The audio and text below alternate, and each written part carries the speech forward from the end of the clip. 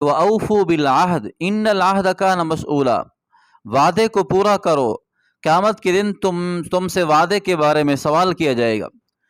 اب حضور پاک صلی اللہ علیہ وسلم نے جو وعدہ وفا کیا، پوری دنیا میں کہیں بھی اس کی مثال بہت ہی مشکل ہے، بلکہ ناممکن ہے۔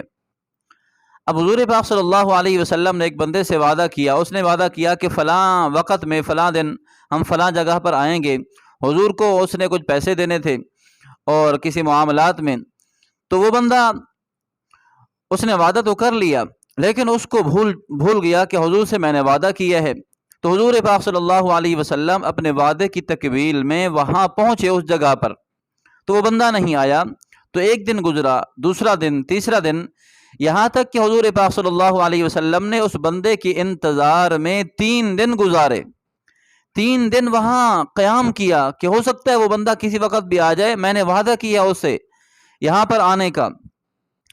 اب وہ بندہ 3 دن کے بعد وہاں پر آیا، اس کو یاد آیا کہ میں نے تو محمد صلی اللہ علیہ وسلم سے وعدہ کیا تھا۔ تو وہ بندہ وہاں پر پہنچا، تو حضور پاک صلی اللہ علیہ وسلم نے اس کو صرف اتنا فرمایا کہ آپ نے مجھے تکلیف پہنچائی، پریشان کیا ہے، اور کوئی بات نہیں کی۔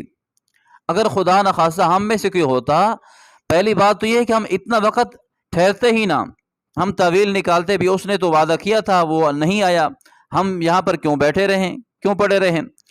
اب حضور پاک صلی اللہ علیہ وسلم نے کوئی بات نہیں کی، اتنا فرمایا کہ آپ نے مجھے پریشان کیا ہے اور آپ نے وعدہ وفا کر کے دکھایا۔ دنیا میں کہیں بھی کوئی ایسی مثال ہو تو مجھے دکھائیں کہ 3 دن ایک بندے کے انتظار میں وہاں پر قیام کرنا، ٹھہرنا، کہ وعدہ کہیں ٹوٹ نہ جائے۔ تو اس لیے جب بھی آپ کسی سے وعدہ کریں تو اس کو پورا کریں۔ اب اس طرح کا واقعہ میں آپ کو اور سناتا ہوں۔ حضرت حذیفہ رضی اللہ تعالیٰ عنہ، حذیفہ بن یمان، اب وہ مکہ سے روانہ ہو رہے تھے، ان کے والد بھی ساتھ تھے، مدینہ کی طرف حضور پاک صلی اللہ علیہ وسلم سے ملاقات کے لیے۔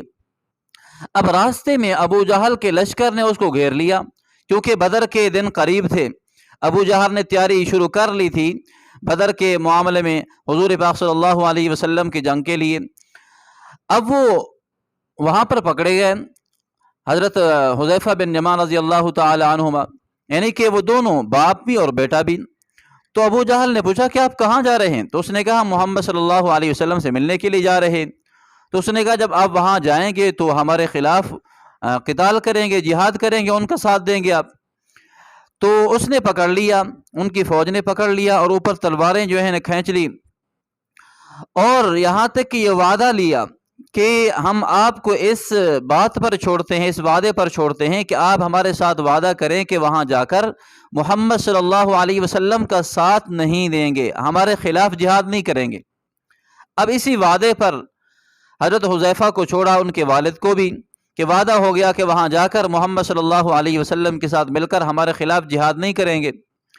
اب جب یہ دونوں صحابی، باپ بیٹا، حضرت حذیفہ اور حضرت یمان رضی اللہ تعالی عنہما، حضور کے پاس پہنچے تو حضور اس وقت بدر کی تیاری کر رہے تھے، بدر کے معرکے کی۔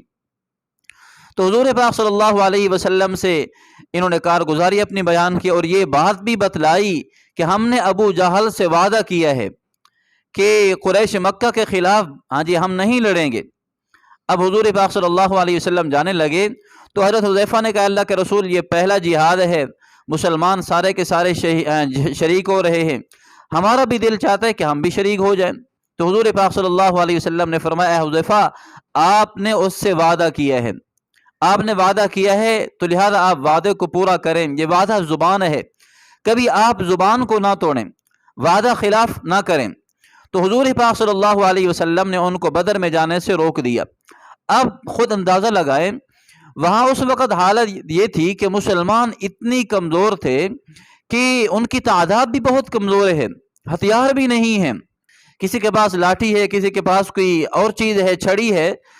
اب ایسی حالت میں ایک بندہ بھی ہو وہ بھی بہت اہمیت رکھتا ہے۔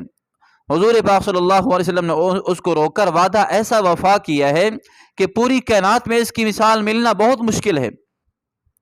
اب اسی طرح کا واقعہ حضرت عمر رضی اللہ تعالیٰ کے زمانے میں پیش آیا کہ بیت المقدس میں جب انہوں نے فتح کیا، بیت المقدس میں بہت زیادہ فوجیں تھیں مسلمانوں کی، تو وہاں پر اعلان کیا کہ یہ جو یہودی ہیں نصرانی ہیں یہاں پر سکون سے رہیں، جزیہ ادا کرتے رہیں، ہم ان کے مال کی عزت آبرو کی حفاظت کریں گے۔ اب واقعہ یہ ہوا کہ مسلمانوں کا لشکر کسی اور مارکے میں جانے کے لیے تیار تھا، تو وہاں پر فوج ضرورت تھی۔ تو حضرت عمر رضی اللہ تعالیٰ نے مشورہ کیا کہ مشورہ کیا تھا کہ مسلمان تو وہاں چلے جائیں، یہ فوج ادھر چلی جائے دوسرے مارکہ میں، لیکن یہ فرمایا کہ یہودی اور عیسائیوں کو حکم فرمایا، اعلان کیا کہ ہم نے آپ سے وعدہ کیا تھا کہ جب تک ہم یہاں رہیں گے آپ کے مال جان عزت آبرو کی حفاظت کریں گے، تو لہذا اسلامی لشکر کسی اور مارکہ میں شرکت کے لیے جا رہا ہے، تو لہذا ہم آپ کی حفاظت نہیں کر سکتے، آپ خود اپنی حفاظت کریں۔ اور اس سال جو جزیہ یہودی اور عیسائیوں نے ادا کیا تھا، حضرت عمر نے وہ سارا کا سارا جزیہ واپس کرا دیا کہ لو اپنا مال اپنا واپس کرو، ہم تو جا رہے ہیں، جو آپ سے وعدہ کیا تھا ہم وہ پورا کر چکے، ہم کسی اور طرف جا رہے ہیں۔ تو لہذا حضرت عمر نے وہ سارا کا سارا مال، ساری کی ساری چیزیں یہود و نصارہ کو واپس کر دیں۔ ایسا وعدہ وفا پوری کائنات میں آپ جہاں بھی جائیں گے بہت مشکل ہے، نہیں مل سکتا۔